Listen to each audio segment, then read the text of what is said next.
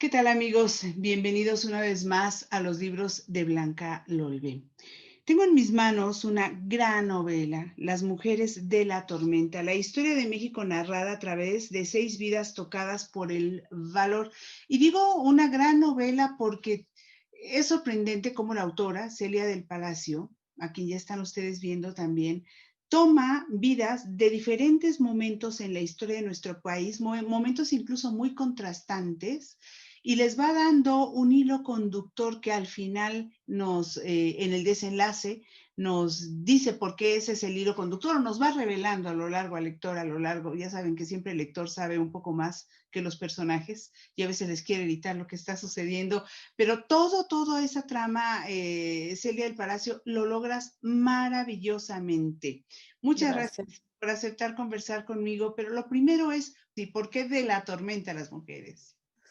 Porque son mujeres que es un homenaje para las mujeres de Veracruz, las mujeres de poder, las mujeres brujas finalmente, porque son mujeres que tienen un conocimiento oculto, ¿no? Y que saben controlar incluso las tormentas. Es un homenaje a las mujeres rayo de Sotavento. Entonces, estas mujeres son capaces de controlar los elementos y pues los usan de alguna manera para hacer justicia que no han encontrado en ningún otro momento ni en las instancias que debieron de haberlas defendido. Ni siquiera hace 500 años y pues tampoco hasta el presente. La idea surgió junta, es decir, Veracruz por el asunto de las brujas, Veracruz por el asunto de que ahí confluyen muchos momentos de la historia por ser puerto de llegada, Veracruz ¿por qué Veracruz? Bueno, porque por una parte es mi propia experiencia. Yo vivo en Jalapa y pues me di cuenta de cuánta magia existe en Veracruz, así como existen muchos horrores, violencia, etcétera. Eso está mezclado con una magia impresionante. Y pues porque también por ahí fue la puerta de entrada de estos esclavos eh, negros, pues, Ujú. que fueron mezclándose poco a poco y que de ahí se fueron yendo a otras partes del país, pero se quedaron muchos de ellos ahí en Veracruz. El primer digamos, rebelde que se levantó en contra de la esclavitud de los trabajadores negros fue Yanga, que justamente fue ahí en Veracruz y que pues incluso hasta ahora existe todavía un pueblo llamado Yanga en honor a este gran guerrero que pues se llevó a una buena parte de los esclavos y se fueron a vivir libremente en uno de estos palenques de esclavos que pues ya eran esclavos libres y los dejaron estar libres ahí, se llama Yanga. Y pues muchos de los nombres que ahora repetimos constantemente en Veracruz, pues desde Mandinga, Mozomboa, Soyanga, muchos de los nombres, Mocambo, ¿no? Tienen un origen africano y que pues muy poca gente sabe eso. Y de esas mezclas pues nacieron muchas cosas, entre otras hasta el son jarocho, pues que es una mezcla y la magia que todavía se sigue practicando en Veracruz también es una mezcla entre elementos afro, elementos indígenas y elementos pues europeos, ¿no? Claro. Entonces, eso fue lo que yo quise contar, como una historia de la magia, ¿no? Que de alguna manera tiene un lugar muy representativo en Veracruz hasta el día de hoy. Hay un denominador común, no tanto como hilo conductor, sino como denominador común de estas mujeres, y es un poco, sí, esta sociedad en la que vivimos hasta la fecha, y por una razón muy específica también, o sea, y por esta misma razón también comienzas en el presente para después irte al pasado y traerlo, y ese denominador común es este afán de pretender someter a las mujeres bajo diferentes conceptos, criterios, pero siempre bajo el yugo masculino, pero tú rescatas a mujeres, como hay muchas también, porque eso hay que decirlo, rebeldes, fuertes, poderosas en muchos sentidos. Cuéntanos la gestación de cada una de estas 6 mujeres particulares que tienen algo de parecido, pero en realidad son muy distintas al mismo tiempo, ¿no? Claro, claro. Bueno, justamente yo quise mostrar como esas características de las mujeres y en particular porque de eso acusaban muchas veces a estas brujas descendientes de los africanos que llegaron a Veracruz, ¿no? Mujeres que eran rebeldes, que no se conformaban, que gritaban, que se vestían de una manera pues más llamativa, de manera distinta, ¿no? Atraían a los hombres con sus formas, con sus movimientos, etcétera, pero sobre todo si alguien les gritaba o les decía, estas contestaban y respondían, ¿no? Entonces, pues eso no era para nada bien visto y hasta la fecha, pues todavía las mujeres que son respondonas y que no se conforman y demás, pues todavía son las brujas, ¿no? Esta mujer es una bruja, se Oye, claro. queja, grita. Celia del Palacio, la autora, ¿se identifica también con ellas por esto? ¿De la misma Por manera que te supuesto. identificas con Veracruz? ¿Sí? Sí, me encantaría poder ser más así y sobre todo pues de estas mujeres que se unieron también para poder sobrevivir a condiciones muy adversas, ¿no? Eran esclavas, Sí. muchas de ellas pues hasta matarlas de trabajo, de agotamiento, ¿no? Teniendo a sus hijos y teniendo diferentes enfermedades, pues ahí nada más hechas bola muy precariamente, ¿no? En las haciendas azucareras, por ejemplo, y pues solamente con la ayuda de otras mujeres, muchas de ellas lograron sobrevivir. Y justamente estas mujeres que tenían como ciertos conocimientos de herbolaria o conocimientos de cómo ayudar a parir a los hijos o pegar huesos, Ujú. etcétera, ¿no? O incluso pues evitar la violencia contra ellas por parte de los varones, ¿no? Con estos disque, bueno, conjuros mágicos donde amansaban a los hombres para que no, pues no les pegaran, ¿no? No fueran malos con ellas. Entonces, Claro. bueno, cada una de estas mujeres tiene esas características y están basadas o en la historia de Veracruz de alguna manera o en leyendas veracruzanas que algunas de ellas son más conocidas que otras, como la mulata de Córdoba, por ejemplo, que pues era una bruja y que logró escaparse de su celda en San Juan de Ulúa, pues pintando un barquito con carbón y subiéndose al barco y yéndose, ¿no? Desapareciendo de la celda.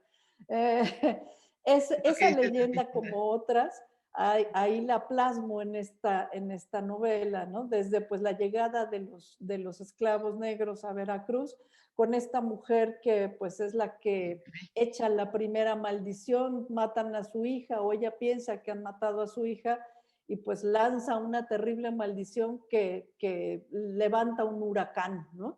Sí. Que ese huracán realmente ocurrió, hay documentos sobre esto y es el primer huracán documentado de la historia de Veracruz. Eh, entonces, bueno, por supuesto, no sé si, claro, no es por resultado de ese conjuro, ¿no? Pero ¿No? ocurrió ese huracán, casi destruye la antigua Veracruz y pues mucho de lo que cuento en ese primer capítulo, el lenguaje que se usa y demás, es tomado de ese documento donde se habla de ese huracán. Se conoce pues a Yanga, que es este hombre que intentó y que logró rescatar a sus compañeros esclavos, pero a mí me gustó mucho una vez que una persona que leyó el libro, un afrodescendiente en Veracruz, me dijo, es que teníamos un padre, pero no una madre, y ahora tenemos una madre que es Muesi. Ah, Eso claro. me dio mucho gusto. Entonces, bueno, pues esa mujer, aunque no existió históricamente, pues yo le doy vida ahí y recojo, digamos, esta parte de la historia. Y después la condesa de Malibran, que sí existió, hay un personaje llamado Beatriz del Real, condesa de Malibran, que en realidad no fue una bruja según está en los documentos, fue una benefactora del puerto de Veracruz. Y sin embargo, me parece muy interesante cómo de ser la benefactora, de ser una mujer pues muy buena con el pueblo, terminó siendo recogida en la leyenda como una bruja, ¿no? Alguien que mataba a sus amantes para bañarse en su sangre, que es una leyenda muy parecida a la de la Bloody Mary de Nueva Orleans, curiosamente, de esta bruja que pues hacía exactamente lo mismo. Entonces me parece muy interesante cómo se recuperan, digamos, estas narraciones y estas leyendas míticas y que pues se plasman en personas que pudieron haber existido, pero en realidad pues no fueron eso, ¿no? Y pues la llegada de los piratas a Veracruz, por supuesto, todo eso es histórico. El Lorencillo, en efecto, llegó a Veracruz y secuestró a un montón de gente ahí. Bueno, entonces recupero, digamos, esa parte de la historia de Veracruz que me parece sumamente interesante y la reúno ahí con esta condesa de Malibran que tiene esta leyenda detrás de ella. Hasta la fecha, pues hay construcciones en Veracruz que dicen que esa es la casa de la condesa Malibran y se sigue recordando, digamos, esta leyenda.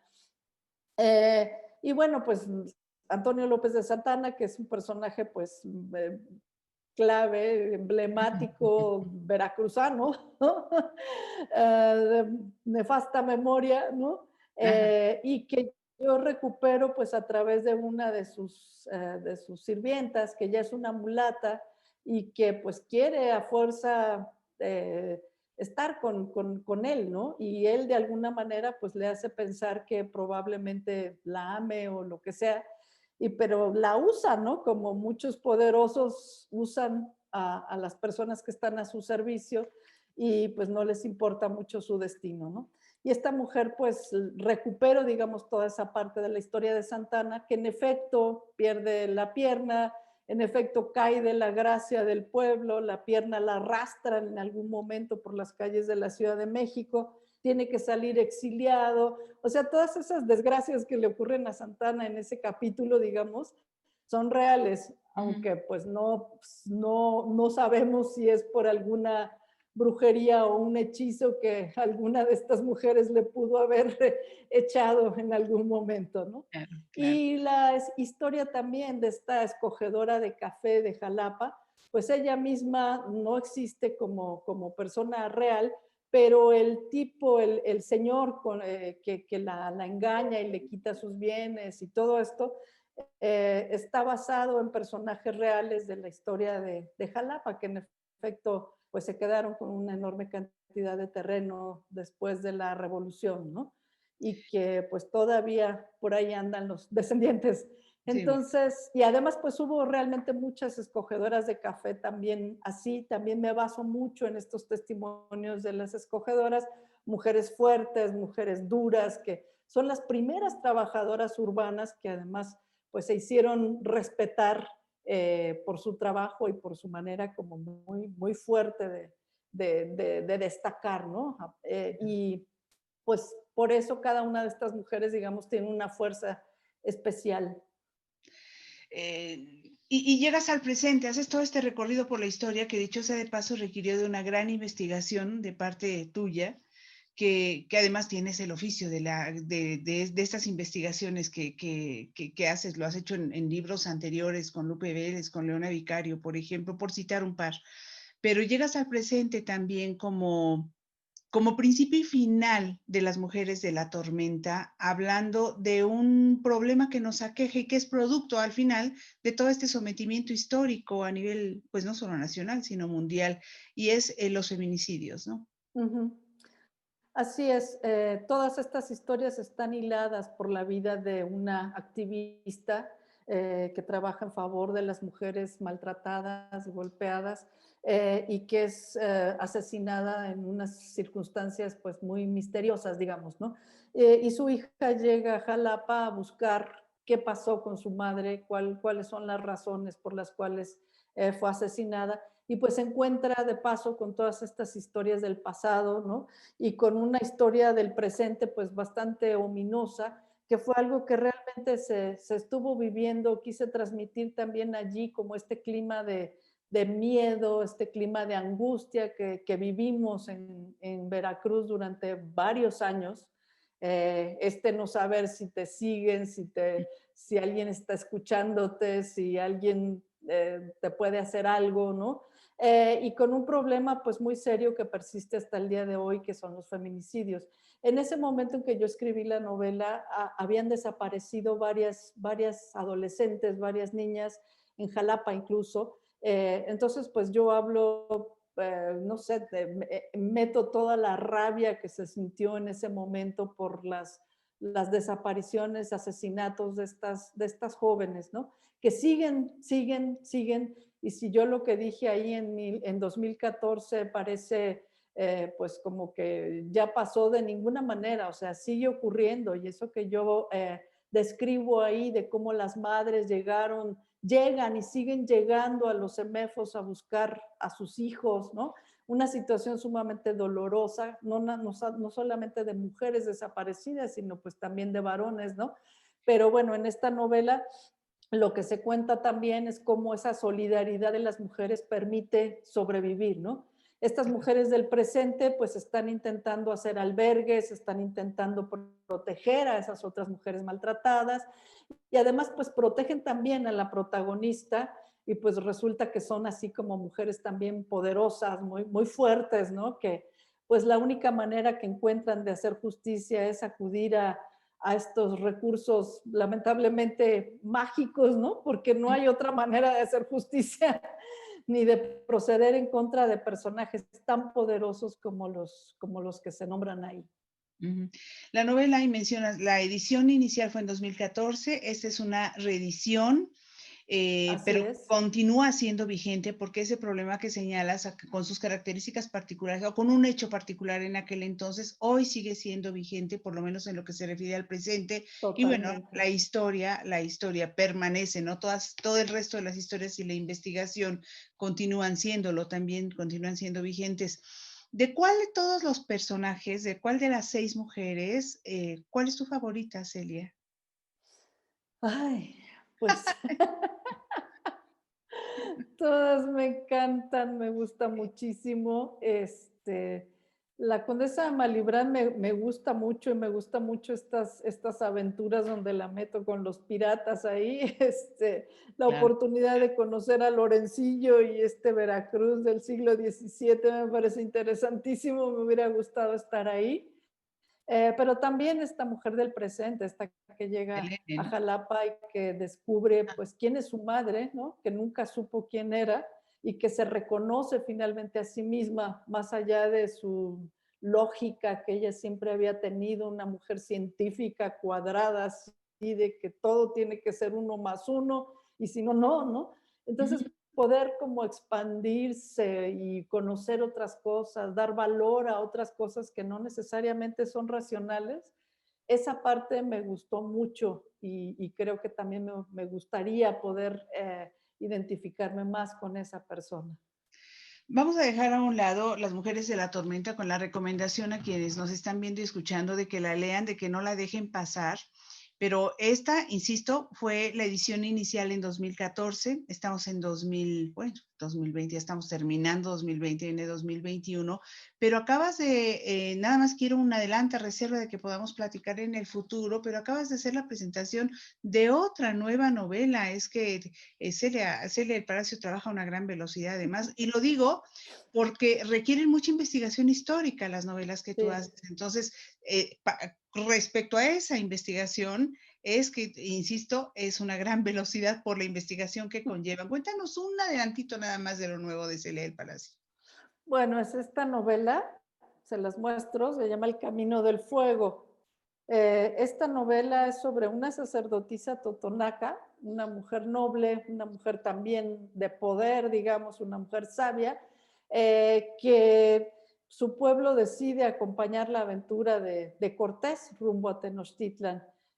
Y esta mujer nos guía, digamos, por esa ruta de Cortés muy especial desde los ojos suyos, desde los ojos de una mujer prehispánica, que además nos explica cuáles son sus tradiciones, la cosmovisión de su pueblo, nos explica por qué, digamos, decidió su pueblo acompañar a este extranjero que llega a las costas de Veracruz y cómo lo ve su pueblo, cómo lo ven las mujeres, cómo ven a estos extranjeros las mujeres y las personas de su pueblo, ¿no?